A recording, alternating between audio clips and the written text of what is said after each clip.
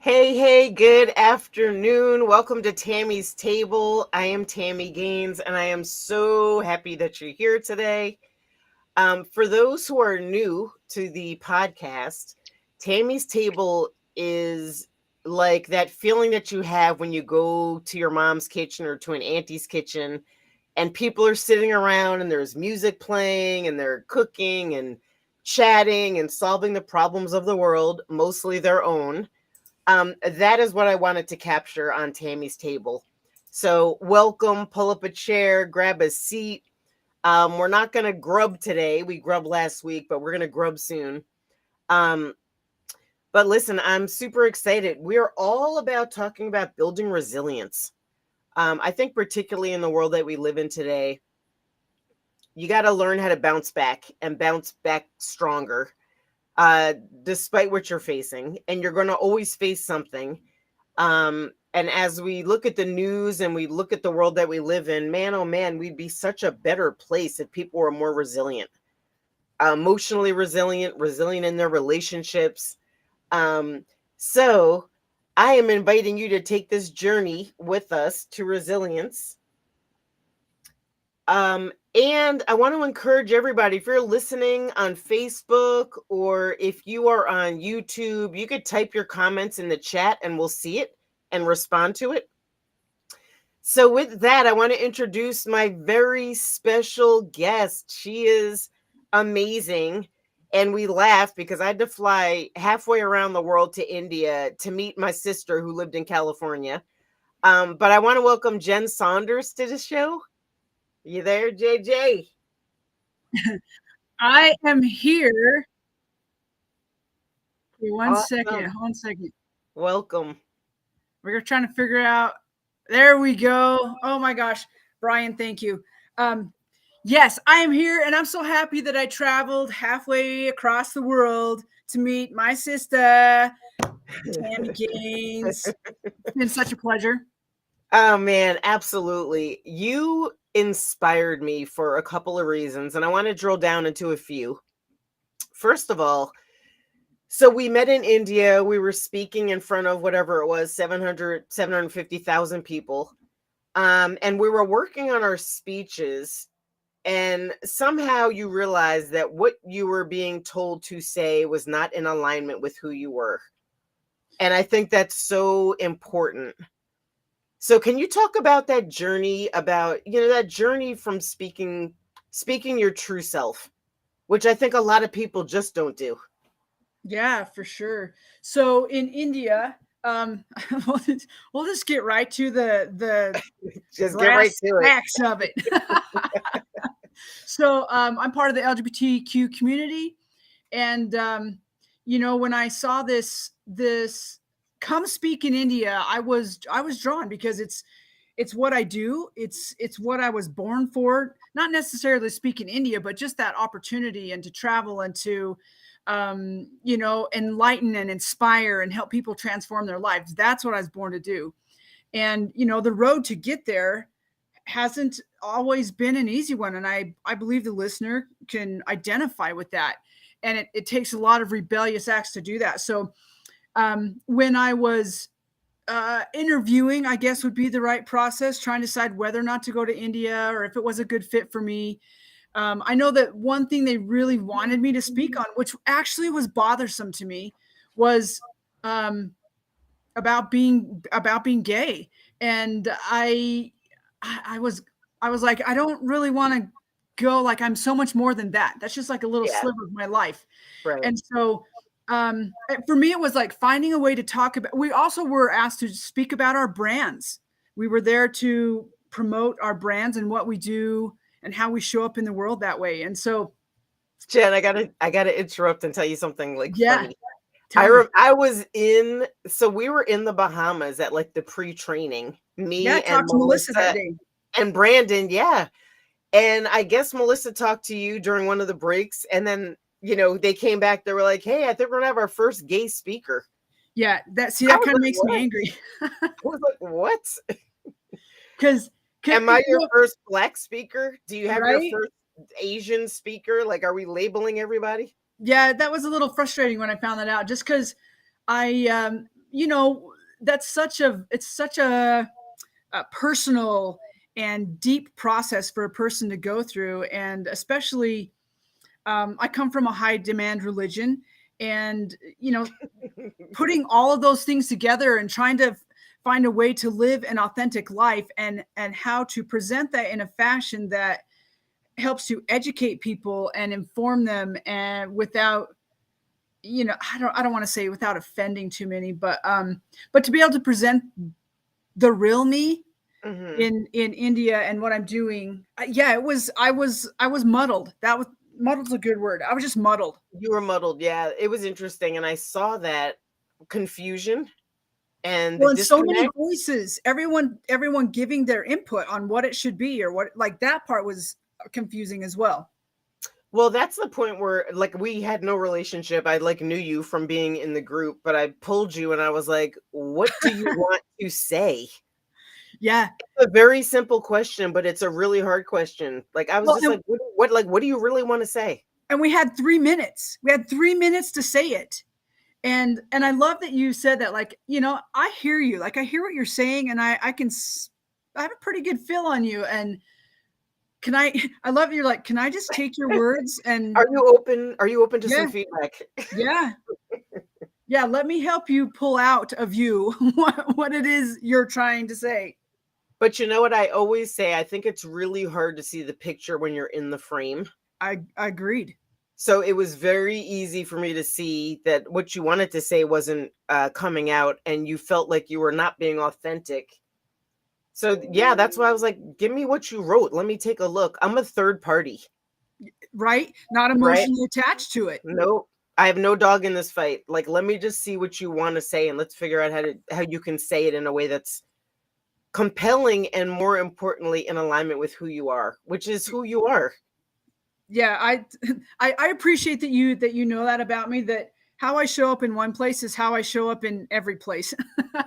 I just know how to be me, and I'm on a journey to have deeper understanding of that, what it means to be Jennifer Saunders, and then to allow those lessons for myself to spill over into other people's lives as well. All right, so talk through that process, that speech, because I think this speech is a metaphor for how we walk through life, right? How you honor yourself and your values. Um, how you stay true to yourself in the face of all those voices. Like, there was a bunch of people telling you what you should say, Yeah. but you found your way to what you wanted to say. So Well, there's a journey there that's worth talking about, because I think a lot of people can learn from it. yeah, it kind of comes down to, you just start thinking the big picture. You just start writing your first shitty drafts, and then narrowing things down and really getting into the crux of out of your brain and into your heart. And we had these moments where we had an opportunity to stand with several of our group members and practice our speeches, and are we saying words correctly in the Mhm. Hindi language, and are we getting our point across, just all of those things. And then we left. So after the first one, Tammy leaned down the table and said, I don't even remember what you said. Are you open to feedback? I And think I said, "Are you open to some feedback?" yeah, I lied with a smile on my face and said yes, because I wasn't ready yet. And we went to a meeting outside the hotel, came back, and had an opportunity to meet again with the same people, and without any corrections, stand and give the same speech. And in my mind, I just kept thinking, why would I give the same speech? Nothing has changed in it. I would Mhm. I would be saying the same thing. And so I intentionally waited to go last. I listened to everyone else give their speeches again, And I was mustering up a little courage, to be like, because when it came time for me, my name was called, and I just looked at the facilitator and I just said, I'm not giving my speech. And they looked at me and I said, why would I give the same one I gave 2 hours ago without any corrections? That's not going to help me. And I just said, there's so many voices and opinions going on about how this should be written, and I'm not going to give it. So they had me sing instead. Such a rebel. I loved it. There was like, I don't know, 7 of us, and they called Jen's name, and she was like, no, I'm not speaking. I'm not playing your reindeer games because I'm not ready to. Yeah. Which I thought was brilliant, because you totally changed the tenor, which is what we need to do in life sometimes, right? Absolutely. You become defiant and potentially you start a movement, which is exactly what you did. We all were like, yeah, you know what? We're not giving our speeches again either. We're going to sit and write and workshop. Well, we changed the whole outcome of the rest of the entire day, and actually the outcomes of the rest of the trip. Entire thing. Yeah. Because we then made it about us instead of somebody else.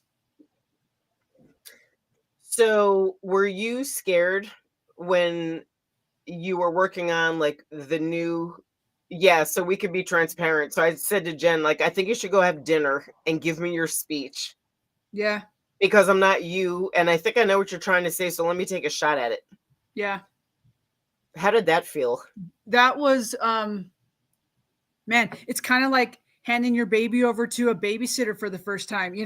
It's like it's like taking a piece of this very intimate piece of you and saying, this is the baby inside me, and I'm going to hand it over to someone else to possible judgment. Yeah. Like change up, correct, all of the then training and thinking that has played in, like, wait, this is mine. And then I remembered, like, wait a second, she's asking to assist with what I've done to help hear it and mold it and bring out what I've said more. And I was surprised. I was actually able to find this space of peace where I very easily handed over my heart to I want to say, like, the potter or the silversmith, and the person who just knew how to make what I was saying more pure. Well, in the meaning, it wasn't just what you were saying, it was what you were feeling. Yeah. And then, by the way, I immediately started freaking out. So you went to dinner. You took my daughter to dinner. Like, you guys were, I was up in the room. Like, I was like, why did I offer to do this? This is so crazy. I know. I was freaking out, like, trying to interpret somebody's heart is a very big challenge, but I think it's something that we should all work on. Yeah. Well, like, and I interpret somebody's intentions. Yeah. And interpreting the heart or feeling through the heart that's big duty, because it requires, and this is what Righteous Rebel's all about, is one, coming back home to your own heart so that then you have space to sit with other people's hearts. And it requires us to feel. And most of us are really afraid to feel. So the fact that you said, I see you, I feel something, I'm willing to go deeper, was absolutely incredible. And then to hold basically my heart in your pen. Yeah, that was, by the way, first time I've ever done that. Like, I'm a consultant, so I have a lot of experience interpreting people's vision or interpreting their business strategy. Yeah. But taking somebody's heart and trying to make sure, like, trying to put that down in a way that the world receives it, that was a challenge. And I think it's an interesting skill that we could probably build. Absolutely.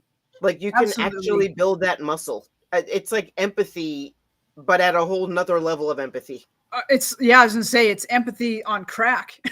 Yeah. We don't support that here on this show, but yes. Well, crack could be caramel or caffeine. Yep. Wine. No, I totally get it. Hey, listen, let's take a quick break. Perfect. When we come back, want to dive into what it means to be a righteous rebel. So we'll Awesome. be back in just a second. 6 years ago, when I started Soulivity, my vision was to support everyone in improving their life through the discovery of their passion and purpose, so they could become the best version of themselves, to battle fear and ignorance, and create a better world today. Get inspired to live your passion and purpose. Visit Soulivity.com now. Hey, welcome back to Tammy's Table. Want to encourage you, if you're watching on YouTube or on Facebook, you could drop your comments in the chat and we can respond in real time. We are back with my very special friend and guest, Jen Saunders. You still there? I'm still here. I was just dancing, listening to you talk, being so excited that I get to be here with you at Tammy's Table. You are so amazing. All right. So listen, I have had the pleasure of being completely immersed in your spirit for just over 10 days, like about 10 days. What does it mean to be a righteous rebel? You are one. Oh my gosh. But how do you define that? Let's stick with that, because I have a million questions for you, but how do you define that? How do you know if you're a righteous rebel? I think a righteous rebel is, for me, speaking in regards to myself, it's the person who, we grow up with all of the same conditionings. We go to school. Many of us probably practice our religion or some kind of spiritual practice, and we're taught and we're conditioned by the people who love us in all of their best meaning ways to teach us how to be a good person, how to, what it means to be an adult and to be a good citizen and to be just a good human. And in that process, we often tend to lose ourselves. And just with, again, just good intentioned people sharing what they feel like they should be sharing and guiding us through. And really what a righteous rebel is it's the person who recognizes that they've been taught a lot of good things, and they've also been taught a lot of things that maybe don't really work for them, or how their heart works, or how their mind works, or how they want to show up, or how they're called to show up in the world. And so it requires this space where you of wanting and knowing you've got to go inside and learn how to find your own heart, how to listen to the voice, your voice, that's calling you to the things that you were sent to this planet to do, to use your gifts and your talents and your abilities to create and to share magic and just give the gifts that only you know how to give. And a lot of times that requires going against the grain of all of the things that you've been taught. For me, it required this, shy. I was very shy person with a lot of talents and abilities. Oh yeah.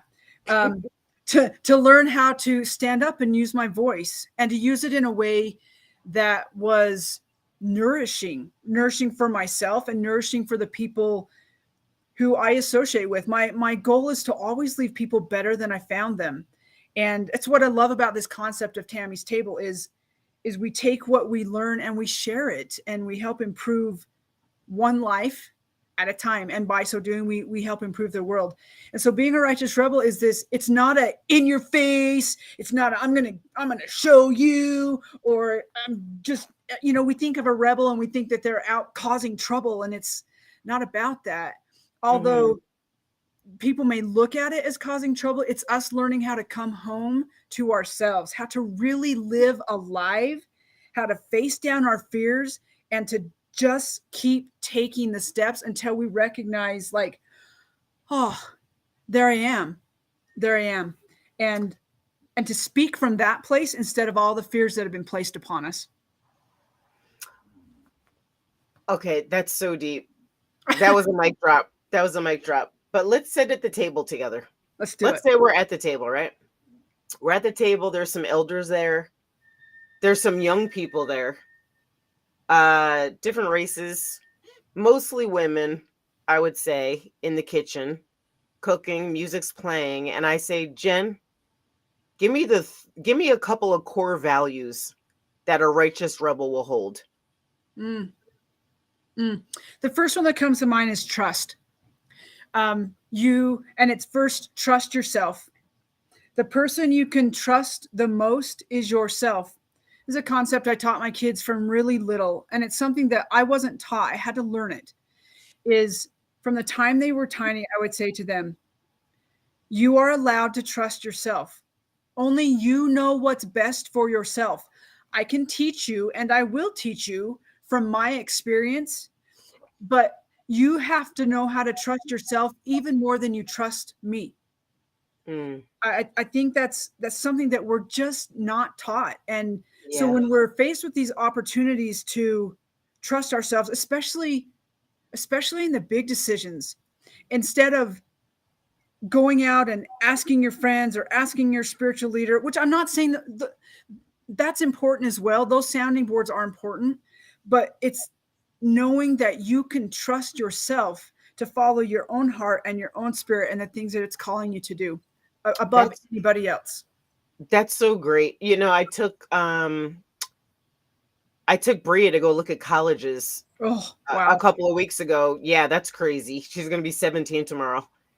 And she said, like, I don't know what I want to major in. I don't know what I want to do. Like, it was like, I was like, listen, your spirit knows what you want to focus on. Right? Lean into it. I don't have your answer. Like, there's no answer on Google or Chat GPT. Like, For it's sure. already inside of you. Right. And So we just need to if make you need some space. time, take it. Yeah. Need some time, take it. You need some space, take it. But I think we all already have the answers to the hardest questions that we have.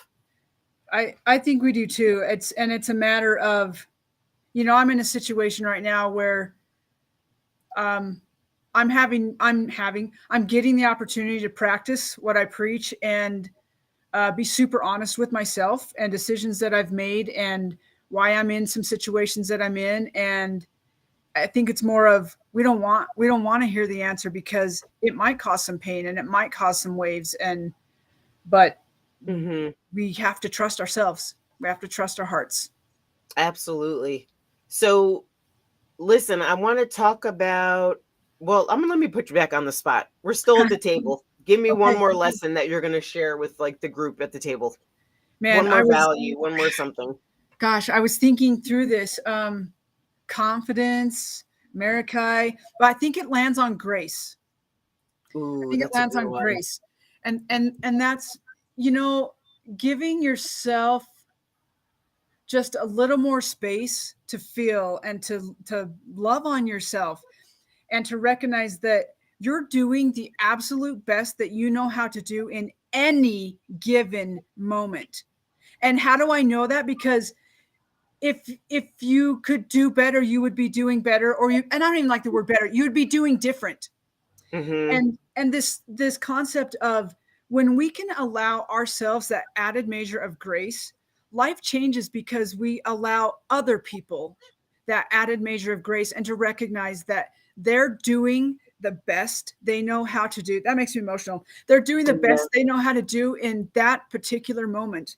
And it just allows, again, space to move and feel from the heart for the people around us. It doesn't mean we have to agree or we have to jump on board, but we can say, wow, I wonder what their experience has been that they're showing up that way today, and we can just send love and grace and move on. Move Oh on if my we're God. called to move. I love you.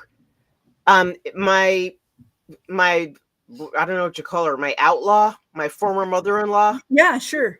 Um, I don't get along with my mom at all. And at one point something went down and she said to me, in your heart, you have to feel that she's doing the best she can with what she Yeah. has right now. Yeah. It's such And a that good was thing. such a yeah, grace is such a great word, and that is such a good lesson. Um, it allows us to forgive more easily, right? If you say Oh, like, you know what, they're doing the best they can right now. for sure. For sure. Um, Like that's just dang. yeah, that was deep. She taught me that a very long time ago, and I still live by it.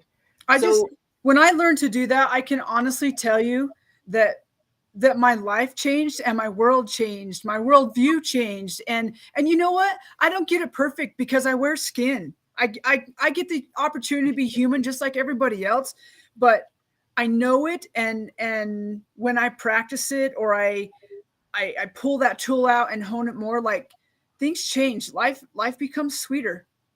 People become sweeter. well, and it becomes more peaceful because you're not Yeah. holding on to stupid shit, Yeah, right. you know? We don't Um, have room. We don't have room or time for that anyway. There's too much amazing stuff to get busy with. exactly. So, speaking of getting busy, let's talk about your adventures. Like, Oh my gosh. where, so Righteous Rebels basically does outdoor adventures to build like your inner spirit and your inner strength. Talk to me about your adventures and how they can help build resilience. Yeah. So this started with my own personal adventures, learning how to run. I'm a long distance runner. I've run up to a distance of 100 miles. And it was this life Okay, changing moment. Forrest Gump. Yeah, 100 miles. Run, Jan, I, run. I learned how to, I didn't use music. So I learned how to be with myself for hours and hours on end. And I climbed the Grand Tetons and I had this opportunity to do hard things. And I thought, wow, I can overlay this amazing hard experience and what I'm learning about perspective and strength and taking one tiny baby step after another to the top and facing the fear of, hanging on a rope and climbing up chimneys and looking down to what could possibly be my death. And those experiences changed me, and it built this seeing the world in a different way. It changed my perspective. It helped me understand that, standing on top of a mountain that's 13,770 feet tall, looking down on the valley where you live, just you feel so much bigger and you see things differently. And so that's the experiences that we are creating for you, the listener, and for you, Tammy and Brian, and whoever else is listening, is that I love this idea. The physical body learns the slowest.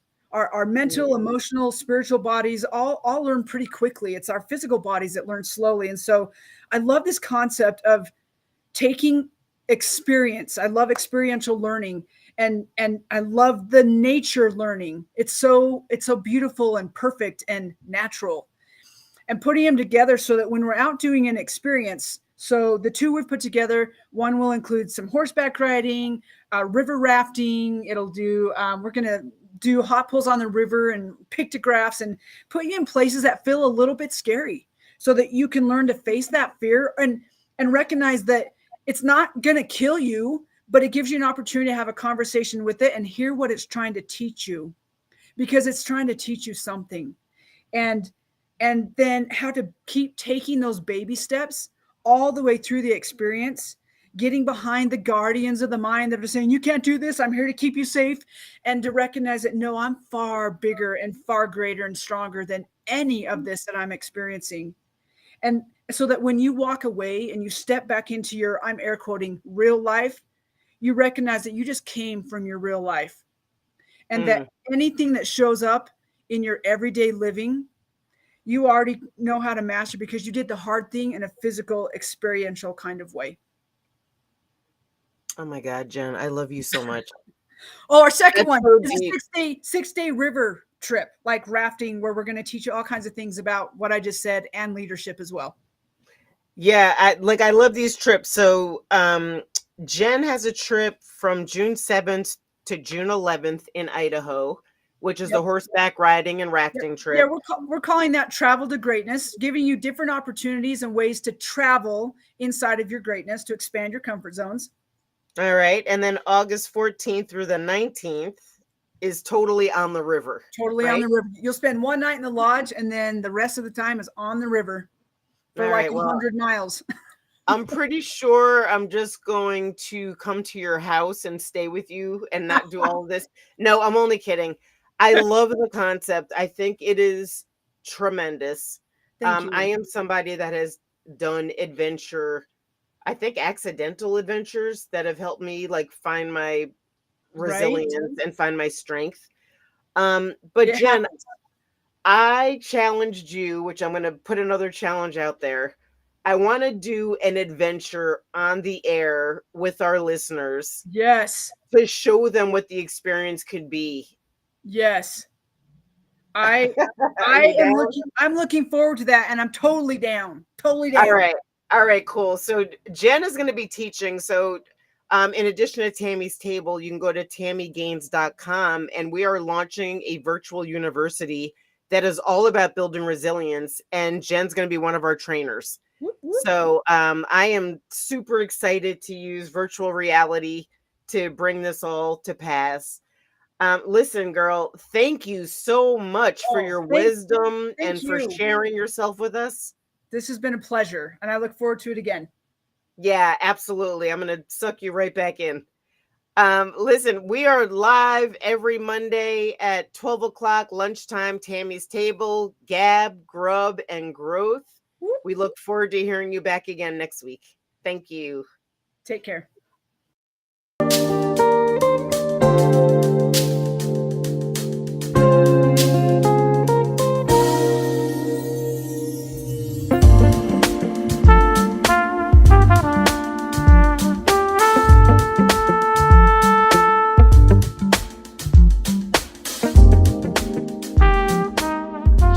This work is subject to copyright owned by Affinity Global LLC. Any reproduction or republication of all or part of this is expressly prohibited unless Affinity Global LLC has explicitly granted its prior written consent. All other rights reserved.